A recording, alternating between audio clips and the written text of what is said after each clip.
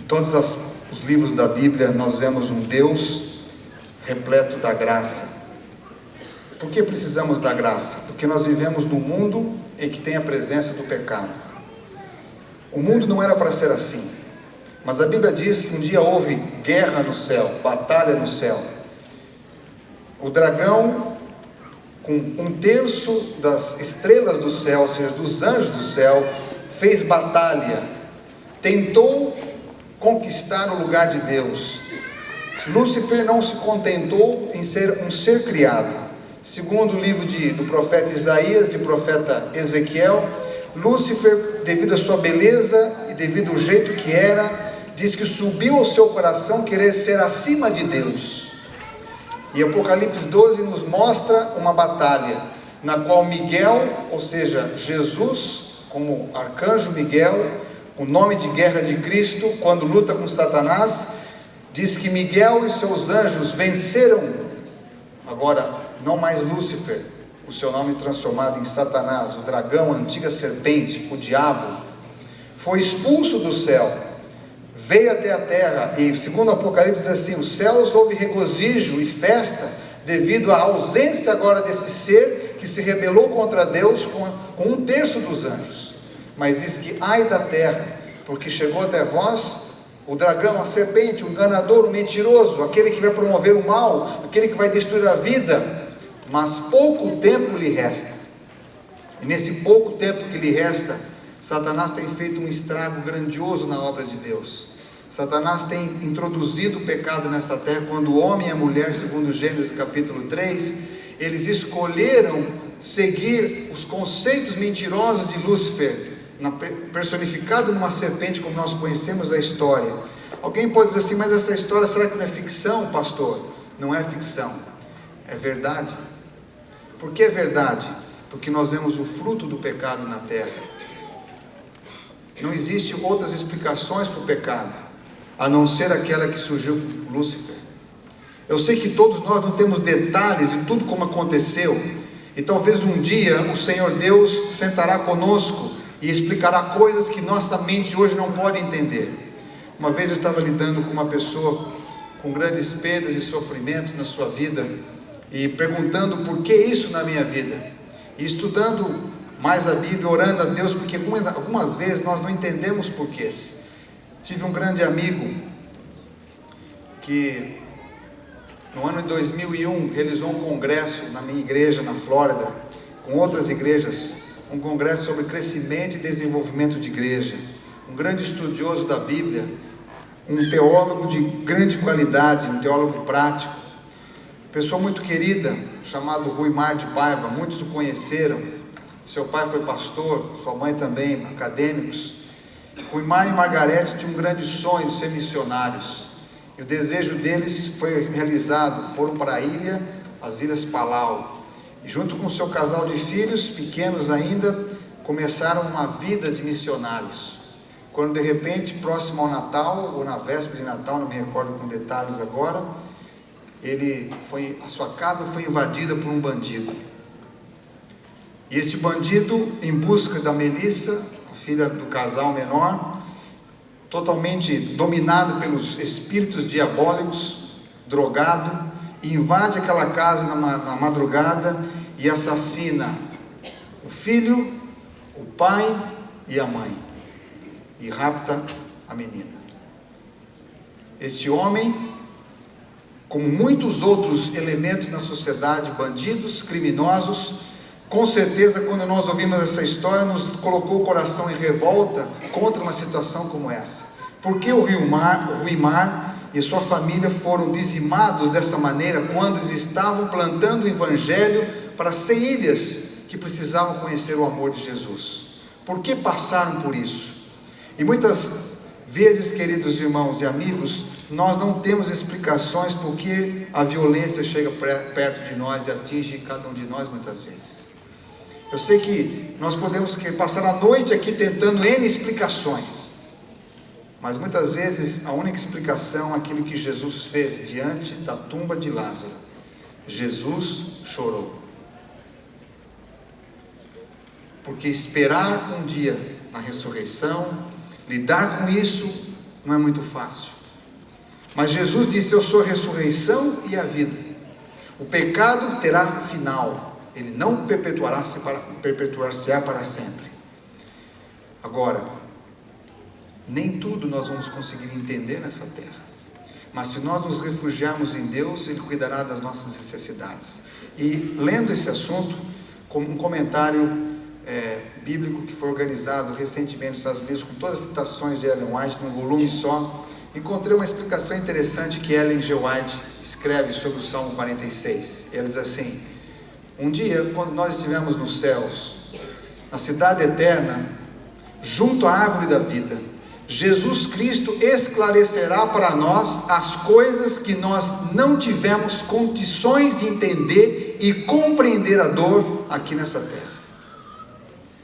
Eu até acredito, não querendo criar aqui uma doutrina diferente de uma teoria, mas tecnicamente deveríamos ter em cada igreja adventista, uma árvore da vida, simbolizando um lugar em que as pessoas pudessem lembrar, quando nós não entendemos, quando nós não temos explicações, quando nós não compreendemos a razão das coisas, nós esperamos para estar na presença do Senhor Jesus visivelmente e ouvirmos dos seus lábios, entender o que passou com a gente quando nós não entendíamos aqui nessa terra. Eu não consigo entender a razão pela qual Rui Marco foi dizimado com a sua família. Algumas coisas aconteceram depois. A sua mãe, quando visitou a prisão daquele criminoso, levou uma Bíblia e perdoou aquele homem. Eu lembro quando eu fui ao funeral dele em Dallas, que veio até um senador das Ilhas Palau, trazendo uma mensagem de esperança e dizendo assim: o nosso país se sente muito triste por aquilo que aconteceu, mas através do ato desta mulher de perdoar aquele homem, todas as 100 ilhas foram comovidas pela mensagem de perdão que esta mulher trouxe para nós. Às vezes nós não entendemos o sofrimento, mas nós podemos, em meio ao sofrimento, deixar que a obra maravilhosa de Jesus se manifeste. Nós podemos olhar para as coisas de uma outra perspectiva, e por isso que nós somos convidados a andar com Jesus, porque ao andar com Jesus, podemos sim passar por momentos difíceis, mas Ele poderá enxugar nossas lágrimas e poderá nos ajudar. Mas nessa noite é importante a gente entender que neste mundo que precisa tanto de perdão, é preciso também compreender o que causa a dor, o sofrimento, o que é pecado. E vivemos um contexto social hoje que as pessoas têm dificuldade de definir bem pecado. E tem muitas explicações para o pecado. E às vezes não quer mencionar mais pecado. E mesmo entre nós achamos um Deus maravilhoso da graça, o Deus do perdão, o Deus do amor, o Deus da misericórdia, mas nós temos que entender que existe um elemento intruso na nossa natureza humana chamado pecado, que ele tem que ser esmiuçado no Calvário. A Bíblia diz em 1 João 3, verso 4, que a transgressão da lei de Deus é o quê? Pecado. Acredito que isso é comum, esse conhecimento a todos nós. Tem certeza disso? A transgressão da lei de Deus é o quê? Pecado. É uma definição bem clássica do Evangelho no Novo Testamento, das cartas de João, dizendo para nós que os 10 mandamentos, quando transgredidos, isso é pecado. Quando nós desonramos os pais, é pecado. Quando nós deixamos de observar o sábado segundo a orientação de Deus, é pecado. Quando nós adoramos, colocamos qualquer situação de ídolos em nossa vida acima de Deus, nós estamos transgredindo o mandamento de Deus. Quando nós cobiçamos as pessoas, as coisas das pessoas, enfim, Jesus deu uma dimensão nesse próprio Sermão do Monte, mostrando para nós que o pecado começa no coração, a cobiça, o adultério, o crime, a violência, a desonra, enfim, pecado é transgressão da lei de Deus, dos 10 mandamentos de Deus, das leis, dos princípios de vida de Deus, de proteção da vida. E eu acredito que todos nós devemos ter bem claro isso, como também Romanos 14, 23 nos diz que aquilo que não provém da fé também é pecado. Ou seja, trabalhar contra a sua consciência daquilo que você já sabe que é certo e faz o errado, você está se colocando numa posição de tentar o Senhor. Veja que quando Jesus foi tentado por Satanás, de pular abaixo E Jesus diz bem claro, está escrito: não tentarás o Senhor teu Deus. Muitas vezes nós nos colocamos em situações em que queremos sim colocar Deus à prova, mas no sentido errado.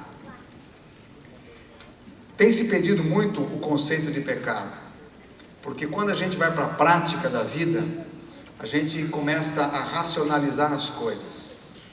Eu vou fazer uma pergunta para vocês. Quantos concordam que é pecado cometer aborto? Levanta a mão. Certo. Quantos acham que é pecado o adultério? Quantos de vocês acham que é pecado a prática do homossexualismo? Quantos acham de vocês que é errado e é pecado a crítica às pessoas? Matar alguém é pecado? E em defesa própria? E quando você não é amado em casa, você tem todas as razões humanas para procurar uma outra pessoa. É certo procurar outra pessoa? Pensa agora. Quando você, por exemplo, está vivendo um casamento infeliz, está lá 10, 12 anos, e o seu cônjuge recusa-se a ter intimidade com você, você tem o direito de procurar uma outra pessoa. Isso é adultério ou não é adultério? Agora a gente começa a dividir as opiniões. O 2 mais 2 são 4 é fácil. Mas quando a gente começa a entrar nas áreas cinzentas da fé, a gente começa a ter dificuldade. Antigamente, e alguns estão aqui para comprovar isso, era um absurdo aceitar divórcio numa igreja cristã e principalmente adventista. Hoje está sendo um absurdo não aceitar o divórcio quando a qualidade de vida é prejudicada. Não, mas eu estou buscando a minha qualidade de vida, eu não sou feliz com essa pessoa. Eu pergunto, será que nós estivemos interpretando Jesus todo o tempo errado? Eu descobri visitando vários museus do Holocausto, que se registram muitas coisas, muita história, muitas fotos, muitos acontecimentos, textos da Bíblia, mas eu não encontrei uma coisa no Museu do Holocausto, nem em Berlim, nem na Itália, nem nos Estados Unidos e nem em outras partes. A palavra perdão. É muito difícil entender perdão quando a gente não entende bem o que é pecado. Outros exemplos. Aqui no Brasil, se um grupo de jovens da igreja se reúne para sair sábado à noite para assistir um filme no cinema, o que a igreja faz com esse grupo de jovens? Alguma coisa ou nada?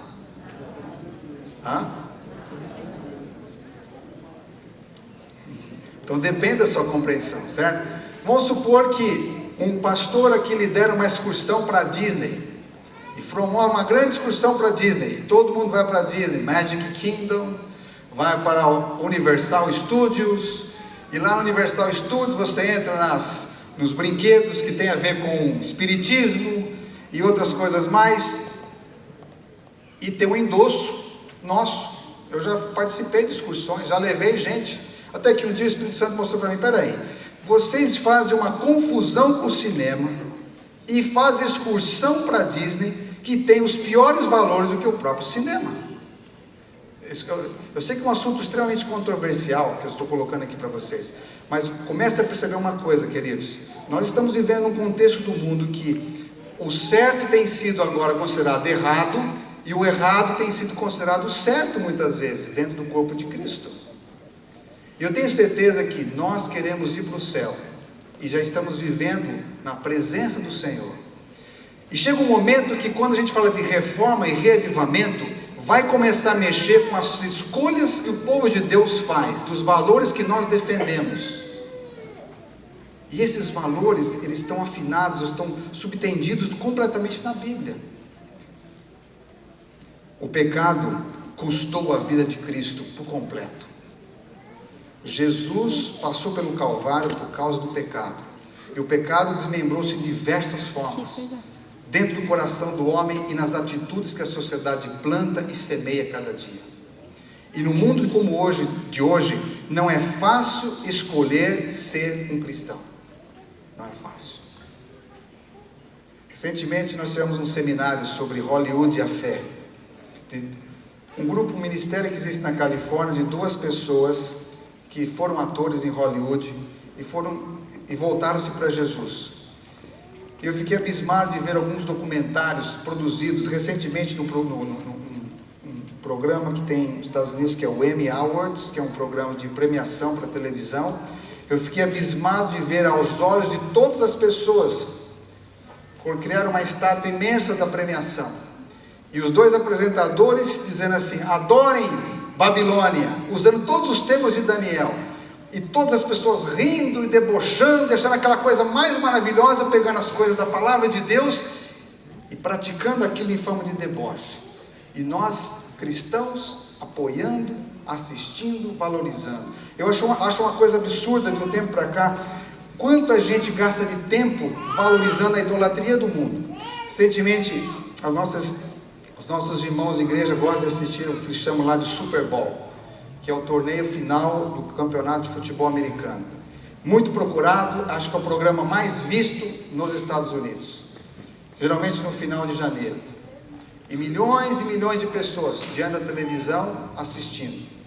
E você não vê uma propaganda que não seja de cerveja, bebida alcoólica, valores comprometidos, espiritualismo. E nós dissemos que o mundo ocidental é um mundo cristão. Um mundo cristão que não se levanta com coragem para ensinar o certo e o errado. Eu creio que aqui não é muito diferente. Dificilmente você vai assistir uma partida de futebol quando a cerveja, os valores comprometidos do mal não são promovidos abertamente. É muito fácil hoje fazer uma passeata contra o fumo. Mas eu queria ver se nós fizéssemos uma passeata em defesa do casamento verdadeiro, da família, da criança, dos valores de Deus. Jesus está chamando o seu povo para se levantar, não com espadas, não com guerras, mas com oração, para fazermos a diferença nessa geração. A igreja não está começando uma reforma e reavivamento para ficarmos sentados e assistindo o mundo cair, mas foi por causa de um Jonas, mesmo rebelde, mesmo contra a vontade de Deus, mas indo a Nínive, que Nínive mudou de vida. Mas foi um Paulo, que mesmo tendo sido um perseguidor de igreja, se levantou, aceitou o chamado de Cristo, e foi ao mundo ímpio da sua época, e fez a diferença. Não pela espada, não pela violência, mas pelo poder do Espírito. E nós estamos numa semana de oração para nós nos consagrarmos a Deus, para que o Espírito do Senhor tome posse da nossa vida por completo. Porque assim nós temos condições de começar dentro da nossa própria vida, dizer não para o pecado e sim para Jesus. Ou melhor, sim para Jesus primeiro. E consequentemente a gente vai conseguir dizer não para o pecado. O pecado não fez muitas coisas erradas conosco. E Romanos 6:23 diz que o salário do pecado é a morte. Não existe coisa pior do que isso. Eu gostaria que você hoje não se sentisse morto espiritualmente, mas que Jesus pudesse te levantar, porque Jesus proveu um caminho. E Atos no capítulo 2:38 é um verso que eu admiro muito e agradeço a Deus por ter colocado esse sermão de Pedro e também a coragem daqueles ouvintes de dizer aos apóstolos: que faremos, irmãos? Atos 2, verso 38. Disse-lhe Pedro com coragem: arrependei-vos e cada um de vós seja batizado em nome de Jesus para perdão dos pecados e recebereis o dom do Espírito Santo. Que coisa maravilhosa, há esperança para a gente. Se nós nos arrependermos, se nós buscarmos o Senhor, eu tenho certeza que muitos de vocês já foram batizados em nome de Jesus para perdão dos seus pecados e recebereis o dom do Espírito. 1 João 1, verso 9 é um texto conhecidíssimo, diz: se nós confessarmos nossos pecados ao Senhor Jesus, Ele é fiel e justo para perdoar e purificar-nos de toda iniquidade. Tome posse dessas promessas de Deus. Alguns anos atrás, minha família foi abalada com a notícia do meu irmão com câncer. Meu irmão trabalha na empresa Electrolux aqui do Brasil. E o trabalho que ele recebeu ali foi fruto de uma bênção enorme de Deus. Um dia eu estava cuidando daquele primeiro idoso chamado David Brown e recebi uma carta do meu irmão. Exatamente logo após o meu acidente, muito triste, deprimido, me recuperando, sem nenhum dinheiro, endividado, doente. Eu recebi aquela carta do meu irmão. Quando eu comecei ali, me deu um desespero profundo, comecei a chorar. E aquele homem, quando me viu chorando, ficou assustado. Eu não sabia explicar para ele, porque a razão dessa agonia que eu estava passando é que minha família estava numa crise econômica tão grande e eu não tinha como ajudar de maneira alguma. Mas naquele momento eu clamei a Deus e coloquei aquela carta em oração diante do Senhor. E naquela semana, na mesma semana, meu irmão recebeu um convite para ajudar um professor na Universidade de São Paulo, em São Carlos, que trabalhava na antiga Prosdócio. E como ele era técnico em mecânica, queria fazer engenharia mecânica, mas tinha muita habilidade com assunto de mecânica, ele começou a ajudar e o professor gostou dele e o empregou. E ele continuou seus estudos. E eu fiquei muito feliz quando Deus ouviu a minha prece e ajudou e abençoou meu irmão. Mas no ano de 95, ele foi ao médico, começou a aparecer um tumor nesse lado aqui, esquerdo. E quando fez todos os exames, ele estava com várias partes do seu corpo com câncer.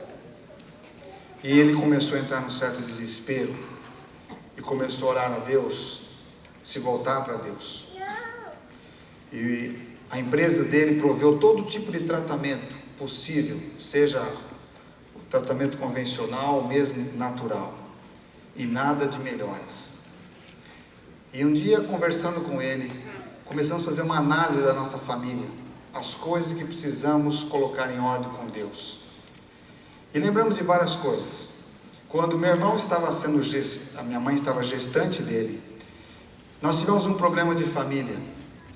E minha mãe, que é uma italiana, era uma italiana muito animada, muito líder, muito fala alto, animada, mas ao mesmo tempo bem temperamental. E ela teve um atrito com um familiar nosso, e um dia se encontraram, e ela pegou uma arma e deu uns tiros num primo nosso.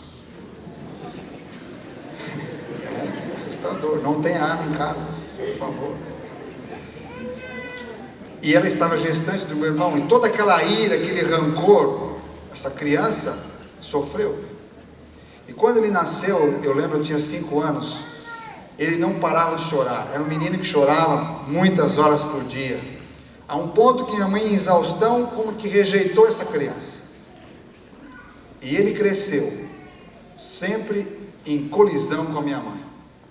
Com 12 anos ele saiu de casa, não queria mais morar em casa, conseguiu um trabalho numa oficina mecânica.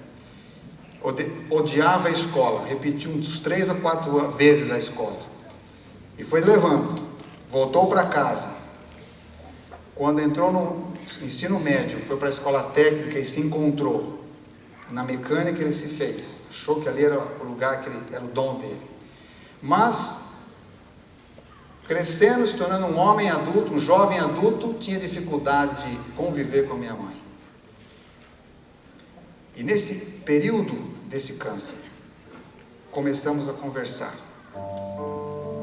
E Deus nos mostrou que era preciso haver confissão, perdão entre nós.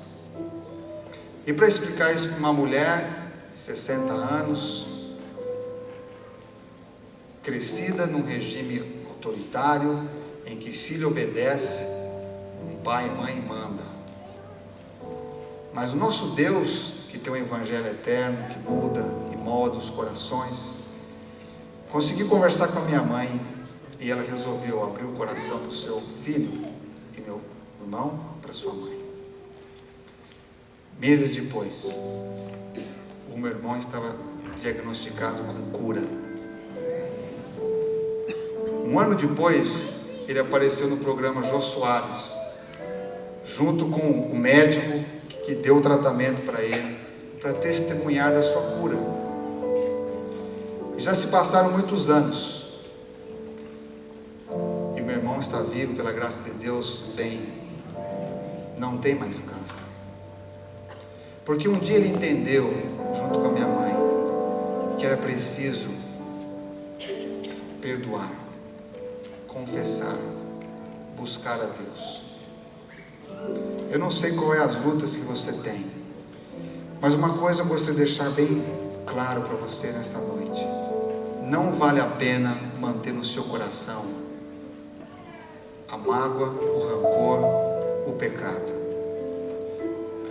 Se você pecou somente você contra o Senhor, hoje à noite confesse a Deus. Peça para o Espírito do Senhor mostrar onde está errado na sua vida e confesse ao Senhor os seus pecados. Porque o nosso Deus é gracioso e misericórdia, bondoso para perdoar. Se você tem dificuldade com alguma pessoa, seja um parente próximo ou alguém de convívio seu, hoje à noite Deus está chamando para você abrir o seu coração, tomar iniciativa e perdoar, ou pedir perdão. Os filhos de Deus creem no que Jesus disse: pois se perdoardes aos homens as suas ofensas, também o vosso Pai Celestial vos perdoará a vós. Hoje à noite Deus quer levar-nos de volta para casa, com a certeza que todos nós somos perdoados, porque isso vem do Senhor, não vem de nós. E se você se dispor nas mãos de Deus a perdoar os outros, o verso completa assim: se vocês não perdoarem, o vosso Pai Celestial não poderá perdoar. Mas se vocês perdoarem, o vosso Pai Celestial também perdoará vocês. Não deixe mais um dia qualquer mágoa ditar o seu coração. Guie o seu coração para o Senhor, porque Ele é fiel e justo para perdoar.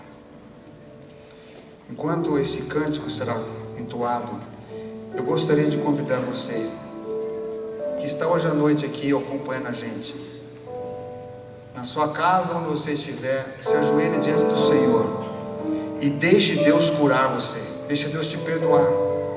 E você que está aqui hoje à noite, como nós não conhecemos o dia de amanhã, hoje é o dia de virmos a Deus.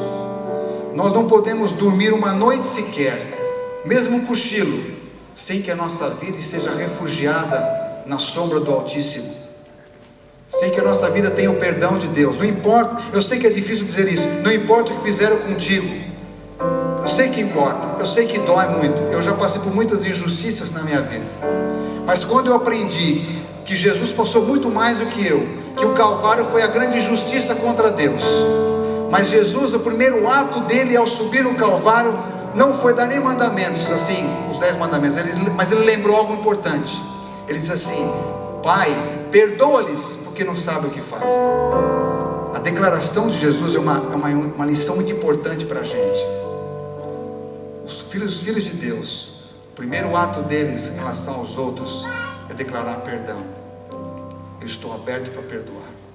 Doeu a sua ofensa, doeu. Me feriu, mas eu dou um passo de fé. Eu quero perdoar. Eu quero que você se sinta perdoado.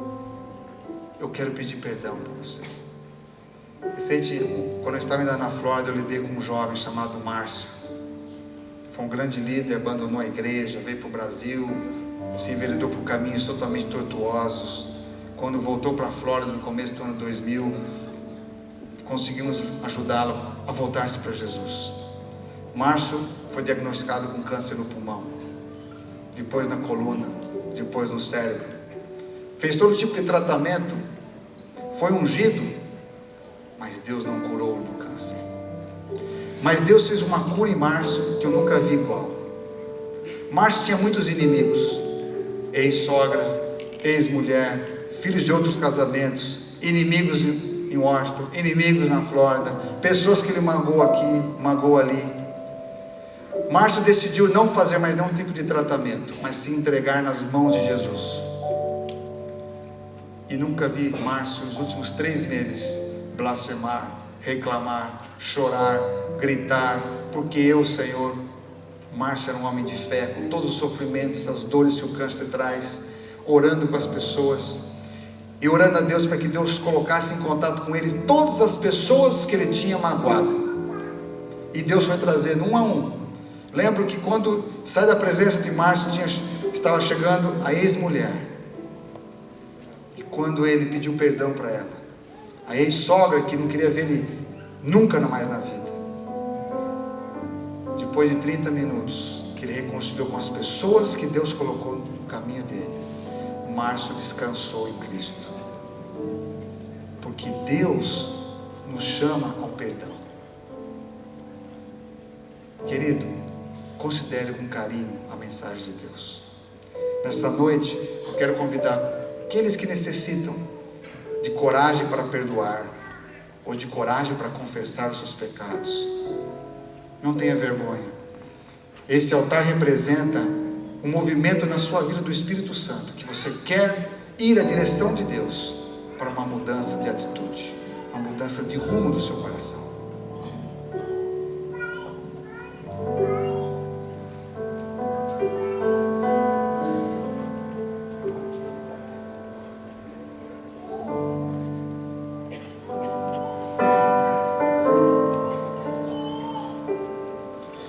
Senhor, sei que errei mais uma vez, te magoei. Fui tão longe, me esqueci de te buscar. Só tu sabes quantas vezes eu tentei. Já não sinto mais vontade de orar. Com vergonha eu fugi do teu olhar. Meus pecados se repetem, sem coragem eu me sinto pra pedir. Perdoa-me, bom Pai. Sei que os cravos em tuas mãos foram por mim. Vem, restaura a minha fé. Dá-me um novo coração, quero ser fiel até o fim.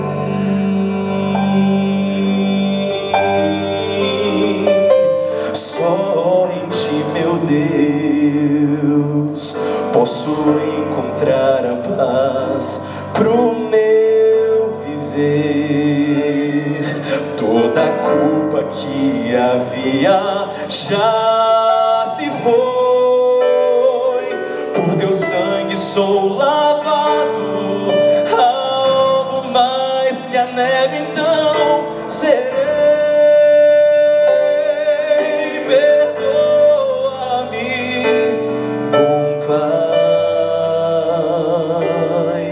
Sei que os cravos em tuas mãos foram por mim. Vem, restaura a minha fé. Dá-me um novo coração, quero ser fiel até o fim. Quando eu cair, sei que estou seguro em tuas mãos. Quando eu pedir, posso receber o teu perdão.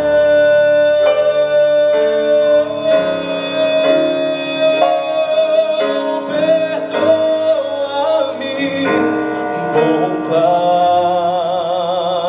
Sei que os cravos em tuas mãos foram por mim. Vem, restaura a minha fé. Dá-me um novo coração. Vem, restaura meu viver. Quero ser fiel até o fim.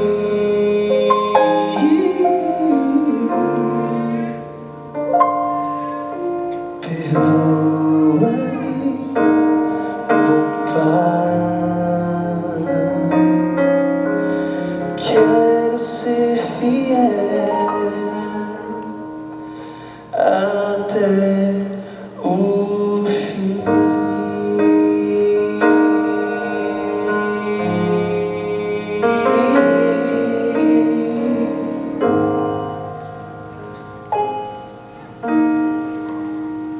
Alguém que está no coração com dificuldade de perdoar ou de pedir perdão, não vá para sua casa hoje ou para o seu dormitório sem deixar o Espírito do Senhor mudar isso no seu coração. Tenha coragem de se perdoar. Não importa se Deus vai te dar uma cura física ou não, mas a cura espiritual é possível ser feita agora, em nome de Jesus. Acredite nisso. É por isso que Jesus veio, ressuscitou, está no santuário do céu como nosso juiz e nosso intercessor, porque Ele pode fazer isso agora por nós. Senhor, obrigado, porque o Senhor é um Pai misericordioso, um Pai justo, que não permite o pecado ser eterno neste planeta e nem na nossa vida. Obrigado, Senhor, pelo teu perdão, porque Jesus teve coragem no jardim do Getsêmani, mesmo suando gotas de sangue, de lutar pela nossa vida. Obrigado, querido Jesus, por interceder por nós. E Espírito Santo, por ser aquele que nos convence do pecado, da justiça e do juízo. Nós esta noite aceitamos a tua palavra e pedimos que o Senhor efetue essa obra em nós, que saiamos dessa tua casa de oração libertos da opressão do pecado, libertos da falta de perdão ou da falta de coragem de confessar nossos pecados. Nos dê, Senhor, uma verdadeira tristeza pelo erro e pelo pecado. Declara-nos, ó Deus, que somos perdoados por Ti, porque em Jesus não há nenhuma condenação. Obrigado por esta graça, Senhor, e assim nós te agradecemos e te pedimos no nome de Jesus. Amém.